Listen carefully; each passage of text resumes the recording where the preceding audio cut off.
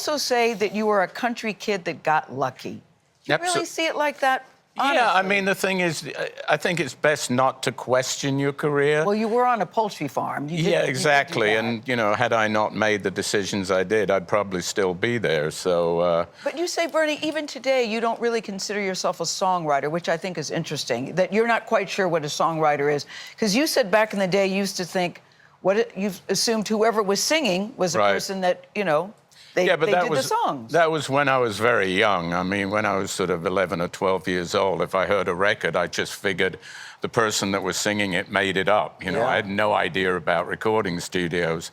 And in the same way as when I first started, I didn't even, as I said, I didn't even know what songwriting was. I didn't know how to formulate a song.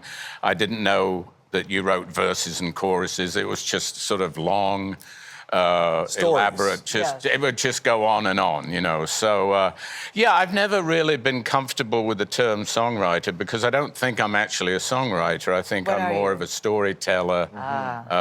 You know, I'm like a sort of cinematographer in ways. You know, I just love telling stories.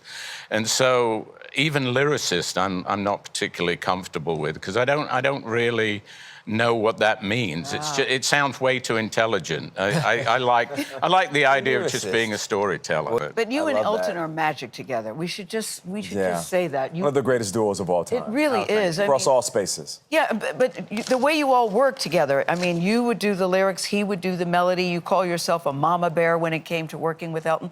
Tell us why this partnership matters and why it works so well for you.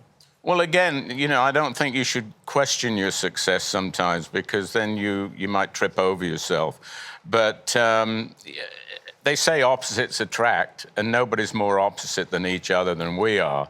So I think for that reason, I think if we'd been like-minded in so many different ways, it probably wouldn't have worked out, you know.